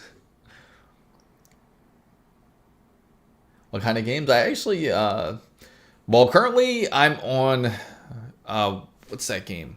The Arena, I think it is. Is it the Arena? No, the Finals. I don't know why I'm thinking Arena. I'm currently playing Finals Black Ops 6 because, of course, that's like more of a game that everyone plays and everyone invites me to play is Black Ops 6. That, and I also play Monster Hunter's Wilds right now. And I'm still trying to get through it, but of course there's I run into some issues, driver issues currently with it. I'm curious to see if I'll run into any other problems with Monster Hunter's Wilds, but that's currently the 3 that I'm playing now. I do want to throw Ghost of Tsushima into the list though, for sure, because that's something that I want to continue playing. And for those, I gotta know what type of games everybody likes out there, and especially when you do a PC build. Yeah, again, this is why I say you don't, and not everybody needs a. Oh yes. You know what's funny? That's like one of my favorites actually is Counter Strikes. That's a good one. Oh, that's a great question too. I'm actually Taiwanese and I'm also Italian, so I am mixed. But of course, I was born here in the U.S. But my mom, she is still in Taiwan. So that's why still have a lot of connections in Taiwan, more than anything. And the funny thing is, my wife's Taiwanese as well. So it's so that is what I am. But CS2, the thing is, I gotta play it some more, Counter Strike 2, because I tried to get into it again, and oh really? Oh, you're Thai. That's awesome. You know what though? I do enjoy some. Yeah, don't worry, Sanchez. I'm not really worried about that team. But I do enjoy some. I do enjoy a lot of dishes. We actually have a lot of Thai places here in Florida. We have a ton. But I'd say like some of the best Thai food I actually had was. Ironically, when I went to Taiwan, there's actually a lot of Thai spots there too. And there's ones by my mom which makes some really good Thai. Some excellent coconut milk curry, which I am a big fan of. And they had some like great, I really enjoyed their their shrimp and their, what was it? Like it's like a fried fish. It was really good. But I can't remember the name of the dishes because it's been like almost 2 years since I went there. But I do enjoy a lot of different Thai dishes. And you know what's really good too that I enjoy is like the desserts. I'm a teenager and I want to ask how it feels to be an adult, have a job, and marry someone and build my. It feels, even though it sounds like it can be nice. But it's also it can be also stressful at the same time too. Your life will get very busy. Just put it that way. Your time will not be by your side. Your days will go by in a flash. Yes, absolutely. Yes, rice mango dessert is a big favorite. That's exactly, you read my mind, Ezekiel. You are on point.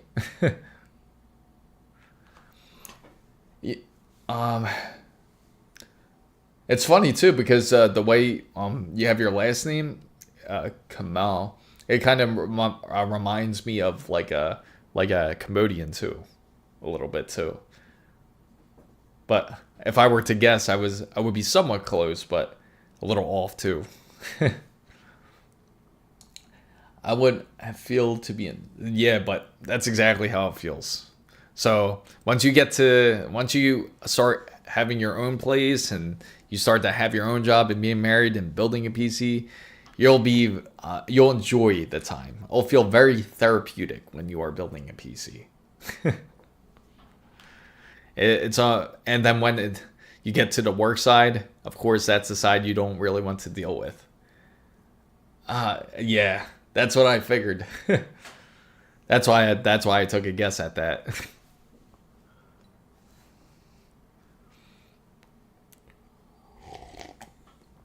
That's a whole nother conversation. I will definitely talk with you another day for sure. Because I got some stories to tell you, Ezekiel. I appreciate it. Akil, hopefully I'm saying it right. Akil or Akil. I enjoy you coming in. I appreciate you being part of the stream and chatting and asking away questions. But I'll see you soon, buddy. But I'm really hoping that Doom Dark Ages does perform well. Kind of disappointed to see the maximum resolution is 85 frames. Oh, that's right. Oh, I'll tell you. But I got to tell you another time for sure. But I got to say, I'm a bit disappointed that the 85 frames is the maximum frames you get out of an RTX 5090. You spend $3,000 on this card, and and you have a 4K panel, which is probably like another $1,000, and you can't enjoy Doom Dark Ages at a full 100 frames. So that gives you an indication of where development studios are. My real question is, just like GTA 6, I am very curious to see how well that performs on PC. If it runs smooth on, say, like on a 9070 XT with full ray tracing, and you're getting 120 frames, no problems on 4K, then that has to make everyone question out there, what are developers doing? What are these game developers doing? Are they really trying to optimize these games at all? It almost seems like they're just trying to run it on a system and then just run it on one specific system, like an RTX 4090, and say, okay, call it a day. It runs on a 4090, and that's it. Just as long as if it bypasses 60 frames, it's good with me. So if what I'm curious about with Doom Dark Ages is it's also coming out on consoles as well. Do you think it will have full 4K at 100? It can't be 120 hertz. But do you think it'll have full 4K 60 on consoles? Is the question. And I could see it happening somewhat. Again, the reason why I couldn't run 100 frames on a 4K display when it came to the RTX 5090 was because it was on maximum resolution. It was on the, not maximum resolution, but on the best settings that you can put on. All the highest ultra settings on Doom. So it can make sense why I couldn't hit 100 frames in a way. Because it still should be optimized, first of all. But to get back to what I was saying, for like PS5 and Xbox Series X, it should be able to run, right, theoretically. If you don't have full-on ray tracing, maybe you have ray tracing set to low and have all your settings set to somewhat to maybe low to medium settings. Maybe it'll run then. Do you guys think it will be able to run 4K 60 on a PS5 or on a Xbox Series X? And not the PS5 Pro, just the standard PS5. That's my question to everybody out there. Because from what I'm thinking is if they do manage to get 4K 60 out of it, it has to be at much lower settings, right? Because these optimizations are getting out of hand. When you take a look at what really bothers me is like when you take a look at these games, 1440p upscaled to 4K. That's a good point. So similar to what Nintendo Switch 2 is doing. And the reason why I gotta mention Nintendo Switch 2 is because with Nintendo Switch 2, they say you can game in 4K. And you know what's in there, what type of GPU that's in there. I'll tell you the exact number. Actually, I'll pull it up. Let me see. Because I know for sure it's a 20 series. Practically, it's a 2060. That's customized for a Nintendo Switch 2. But it can game 4K.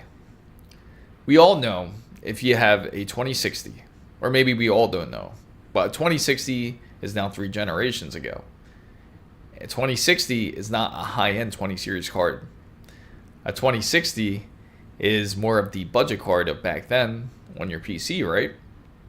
So for you, and plus it's on a portable device. So let alone you're claiming that it can reach 4K. You can reach 4K numbers, maybe you can, but from what I'm thinking, it's upscaled, just like how Sanchez has brought up. I was thinking, could it be the dock? Could there be something similar on the dock, like where they have on consoles, such as like ASUS ROG Ally, where you can have a portable GPU and plug it in, and that way you can, you get actual 4K resolution, or is it upscaled? And of course, it's not going to be anything in the dock. There is no GPU that's built in. You're just getting a 2060, and then the dock, all it's doing is upscaling it to 4K to make it look somewhat good. And to say at the least, I think that's a bit disappointing from Nintendo, because usually they're pretty good at innovating things. I think, do you think people would actually want something like that from Nintendo? Like if they give you the option of saying getting the 2060, practically a 2060 Nintendo Switch 2 with no OLED, but you're able to have the option to purchase a dock with it where you can have a decent GPU in it. Maybe it has a 40 series GPU in it to where like a 4090 or something, right? Where it can upscale it, not upscale it, where it can actually output decent resolution like 4K on a TV. Do you think people would go for it? Or do you think people would back away from it? And my question is, how expensive would that be too? Especially because it's just, you're not doing it for a PC, but you're just specifically doing it for a dedicated console. Would it, instead of, first off, another thing I also have to mention is a Switch 2 should not be $500. I know it comes with a game for $500, but it still shouldn't be $500. And if you do get a Switch 2 with a dock, with a, say, like if it has something like a 4080 or 4090 in it, at least it should be at least like $700 or $800. I think that's realistic. Would people go for that, or do you think people would rather still have the $500 Nintendo Switch 2? Nothing really new, no innovation whatsoever in it besides their first innovation, which was decent, which was a portable gaming console, and you can game at home as well. But the second part was kind of disappointing, where you can use a Joy-Con as a mouse. Not really a big deal, in my personal opinion. I don't know how anybody else felt about it, but there's some lack of innovation there. And on top of it, Nintendo decides to throw in an agreement with everybody out there, end user agreement, where if they catch your system, if any type of homebrew or any type of modification to your Switch 2, that they could actually brick your Nintendo Switch 2, and that's part of the agreement, which is insane. So it's your Switch 2, but then you don't really own it, it feels like, because you can't do what you want with it. If you choose to, if you like doing homebrew, or like if you like doing some sort of modification to Switch 2, you can't really do it. So you guys gotta let me know your thoughts about Nintendo Switch 2, especially because I'm curious. I know everybody out there are mostly gamers as well, and for those who are into PC gaming, I'm curious about your thoughts as well, because it does make you question everything about the Switch 2. Let me know what you guys think about it. I know I ranted a bit about it, but that's just what I personally think about the Switch 2. What do you guys think?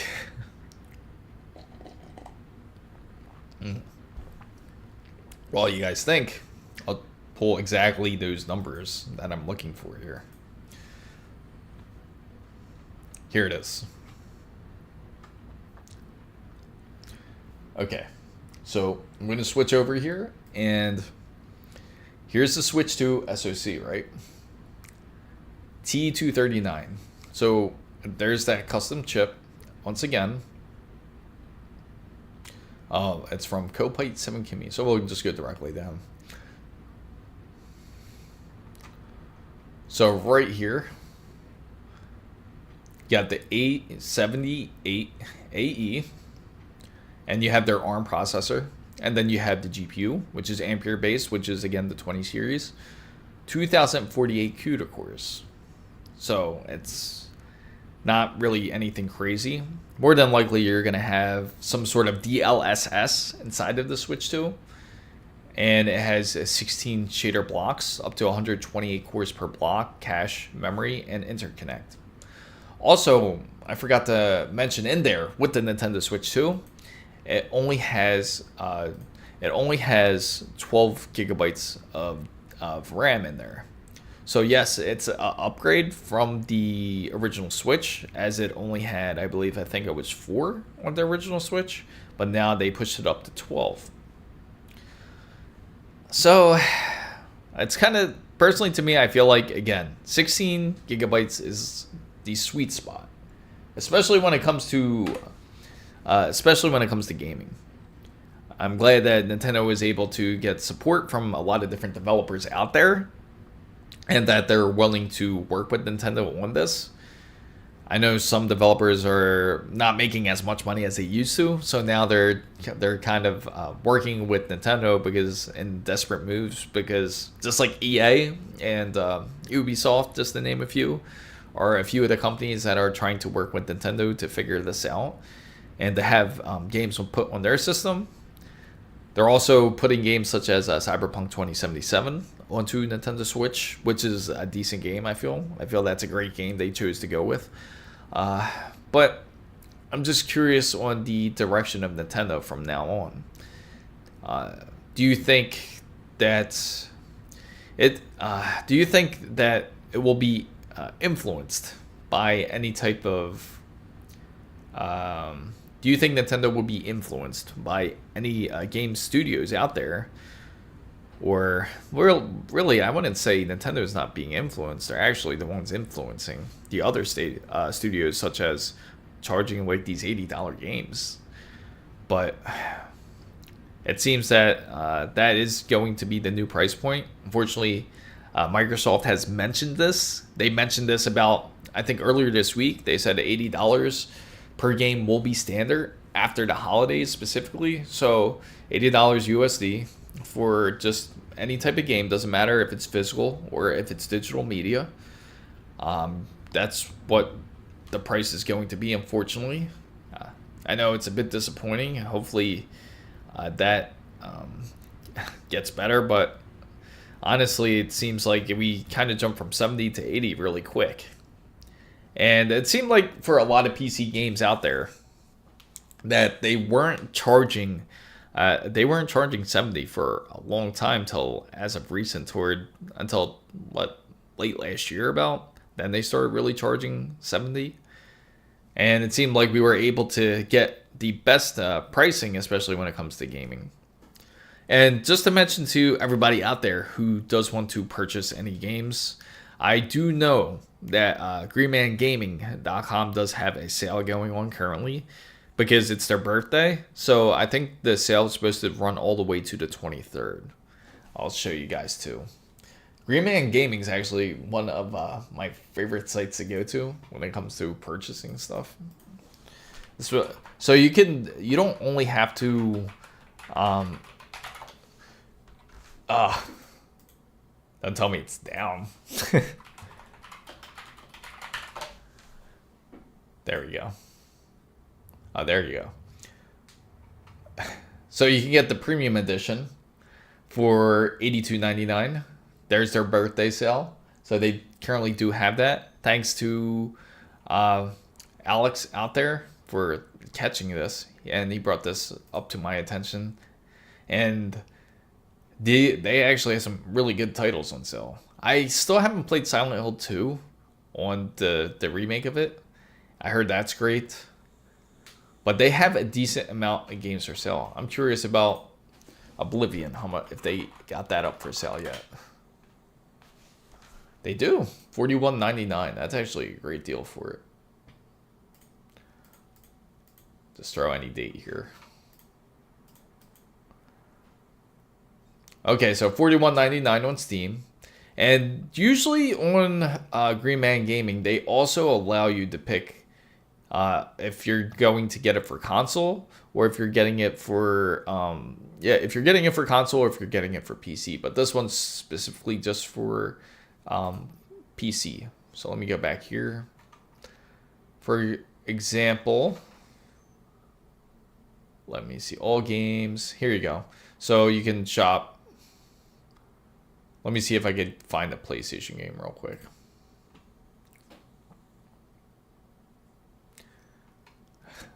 This is already on sale. Last of Us 2. I've heard mixed things about it because of the requirements.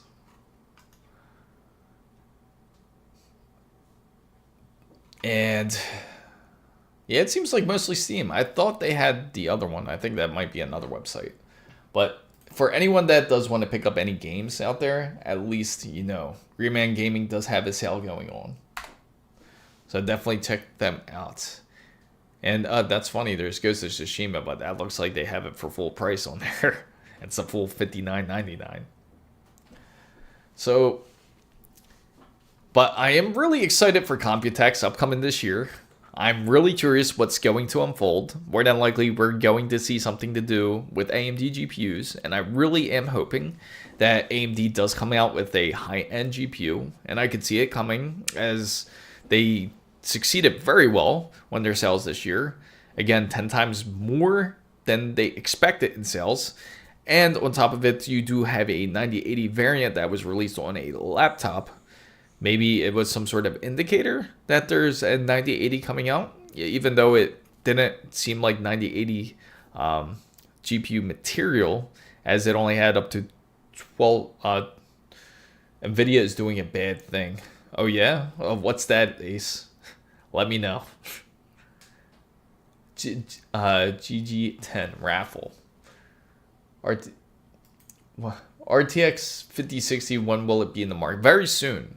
It's funny that you asked that because it's going to be very soon that you can see a RTX. You're going to see the 5060s. It's probably going to be right after Computex, which is going to be a week from now. Why do most laptops use NVIDIA GPUs? Because they know their market. They know most people are looking for NVIDIAs. Unless there is a switch of demand, then you can expect AMD to have more AMD GPUs out there. But as of now, NVIDIA has a lot of the market. Just a good example is if you look at the processors, you'll see more AMD processors now versus Intel. And before it used to be all Intel and very few AMD processors. Gigi also brought up a great point about the raffle. I will definitely be doing, maybe I'll be doing a raffle, just got to figure out how to get it working here. So just, I'll probably do it within like maybe through the whole month, and then we'll figure something out with this whole raffle. Game has been mostly $50, like Expedition 33. I agree. Expedition 33 is a great one. Oblivion, Atomfall. Not sure. I think Doom is 80, because I looked up Doom, and for some reason Doom is $80. I don't know why. It should really be on the lower end. Mafia, the new game, is coming out in the summertime. That's also $50 too. So we can expect that. I am looking forward to it though. More than likely, we can expect. Doom really needs to drop the price, especially for that optimization. I'm sorry. I love the Doom series and everything, but geez, that's kind of scary. Hopefully, that there will be some sort of driver update. More than likely, there will be. We can expect one, especially it's been a little while since we had one for NVIDIA. AMD might be doing an update as well if there is issues with the new driver, which I will download immediately as the stream ends. And again, if I do have some time later, I'll definitely get back on later to do another stream. I'm thinking of doing one. We could go and go in game, and because there is I do want to get back on the 5090. I figured out what the problem was with the last stream when it came to the connection was because the VPN was on, which kind of interfered with the connection. Hence why we had that whole issue of disconnecting and reconnecting the stream. So I apologize about that. Hopefully you guys will tune in later. If there is, I will alert everybody about it. But I appreciate everybody coming in to this live stream. If you haven't already, make sure to follow the Discord channel, as if you have any questions at all, you feel free to ask in here. You play Doom on a Game Pass. Take advantage of it if you can play a Doom on Game Pass. Usually I like to try to get all my games on Steam. I don't really like to... I get the idea why Xbox is doing it, but it's almost like... I just don't hope it goes that way to where they make all games subscription based, you know? I feel like that's a bad idea, because then eventually they can just start showing lack of care when it comes to gaming, in my opinion. The quality, I don't think, would be as good. We'll just be kind of forced to the different games that we're given at that point. But I thank everybody for coming to the stream. Hopefully I will hop on later. If I do, I will alert everybody on Discord, and I will also alert everybody on my YouTube channel, on my post, or follow my X handle, which is at Mizo Chris, which is this. I'll type it in real quick. And it's the same when it goes to my TikTok or my Instagram handle as well. And if you're interested in buying a pre-built PC, and if you are inside the US, I do sell them. They are right here. Thank you, Sanchez. I appreciate you as always. And I think you joined our Discord, right, Sanchez? I'm not sure if you did or not, but make sure you do. And I will figure out this whole raffle instead if I don't get in touch with this winner. Hopefully I do. If I don't, then we will definitely be doing a raffle. And if you're curious what it's going to be on, it will be on the Samsung 990 Pro 1 terabyte. So thanks again so much for watching, guys. Thanks to the fan band for making this all possible. And I love all you guys out there. Feel free to ask any questions at Discord, as I'm not afraid to answer any of them. And I'm sure if I don't answer, somebody else in our community is also willing to help. We have a great community on there, and hope to see you there. And maybe hope to see you soon. Thanks so much, guys.